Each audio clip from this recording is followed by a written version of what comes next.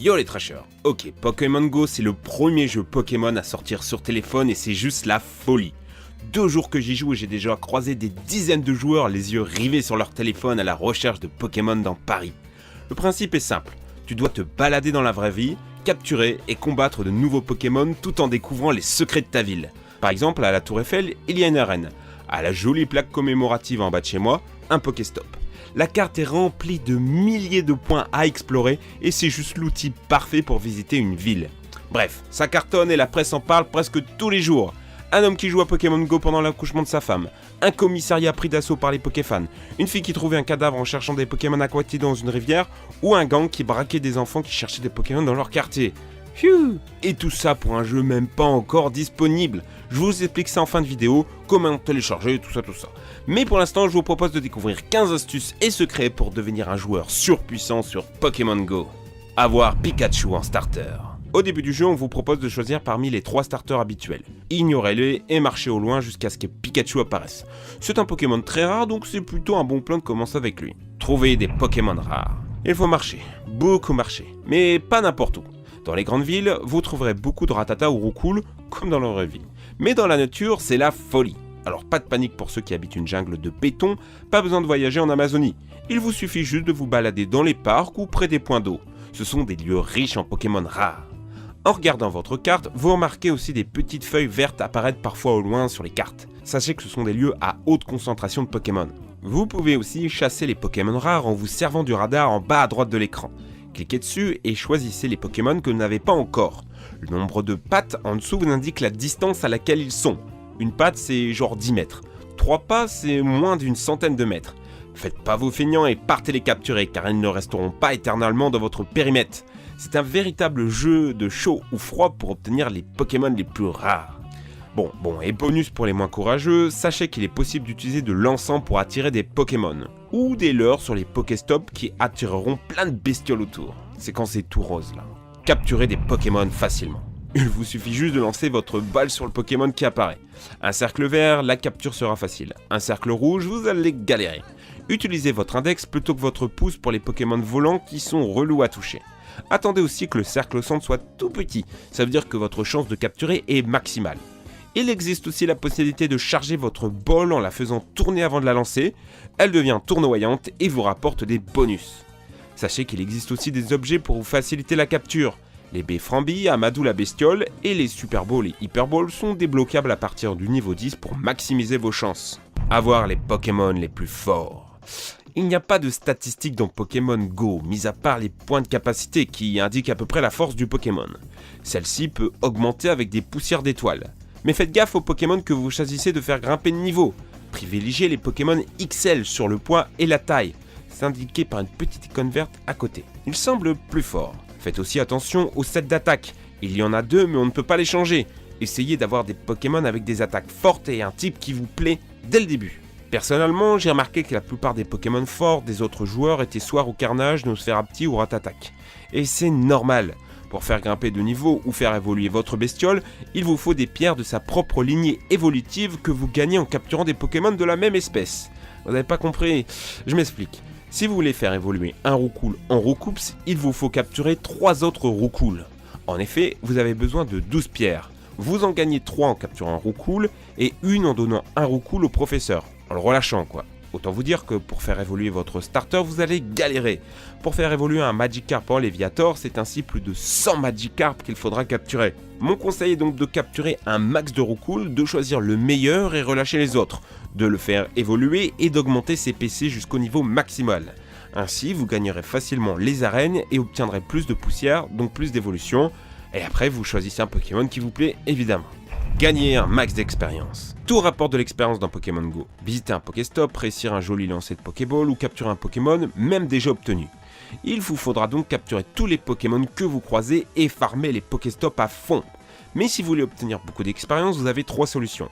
Faire évoluer un Pokémon même si vous l'avez déjà, éclore un œuf ou capturer un Pokémon que vous n'aviez jamais vu.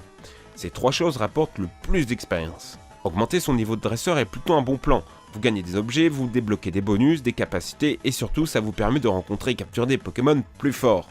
faire éclore ses œufs plus rapidement. Quand vous obtenez un œuf, allez dans votre menu, choisissez Pokémon, œuf et mettez-le dans un incubateur. Vous en avez un au début, mais vous en gagnez d'autres plus tard dans le jeu, par exemple au niveau 6. Pour les faire éclore, il faut marcher 2 km pour les œufs communs et 10 km pour les œufs rares. Je vous conseille plutôt de faire éclore ces derniers car il y a de sacrées belles bestioles à choper. L'astuce pour maximiser son nombre de kilomètres, c'est de prendre le bus ou le tramway. C'est un peu de la triche, mais en tout cas c'est très efficace et vous trouverez aussi plein de Pokémon. Comment obtenir un max d'objets ? Vivre dans une grande ville avec plein de monuments est un sacré avantage. Il y a des Pokéstops partout. Pour info, sachez que les Pokéstops se régénèrent toutes les 5 minutes. Bon, par contre, niveau objet, on n'est pas très gâté. Il ne semble pas avoir d'objets ultra rares mis à part les œufs. Conquérir un max d'arènes. Quand vous passez au niveau 5, vous pouvez affronter les arènes. Vous allez devoir choisir votre clan, les jaunes, les bleus et les rouges. Est-ce que ça change quelque chose ? Pas tellement. L'idée c'est plutôt de conquérir des arènes et de les colorer à la couleur de votre clan. Mais en vrai, on sait tous que votre but sera de devenir le plus fort en solo. Cependant, vu que 90% des joueurs prennent rouge, je vous conseille de choisir bleu, au moins vos combats d'arène seront plus palpitants. Quand vous gagnez une arène, vous pouvez placer un Pokémon pour la défendre. N'hésitez pas à mettre un Pokémon de bon niveau pour la garder sous votre contrôle, car contrôler une arène, c'est rentable. On y récolte des pièces et des poussières d'étoiles tous les jours. En gérant 10 arènes, vous pourrez gagner jusqu'à 100 pièces et 5000 poussières d'étoiles par jour. Il vous suffit de cliquer sur le bouclier en haut à droite dans la boutique. Gagnez les combats facilement. Les Pokémon s'attaquent automatiquement, mais vous avez des stratégies. Vous pouvez taper avec le doigt sur le Pokémon adverse pour attaquer plus vite, ou attendre que votre barre se recharge et sortir une grosse attaque. Et vous pouvez aussi éviter les attaques en sweepant à gauche ou à droite quand vous avez le signal, vous savez les tch. Prenez aussi en compte l'affinité de type en formant votre équipe. Le feu bat la glace aussi dans Pokémon Go. Vu que les joueurs ont beaucoup de Pokémon vol, je vous conseille la foudre à la glace. Obtenir Pyroli, Voltali et Aquali. Pas de pierre-feu, foudre ou eau. Évolue au hasard. Ceci dit, certains joueurs ont remarqué que ça dépendait plutôt des attaques de base.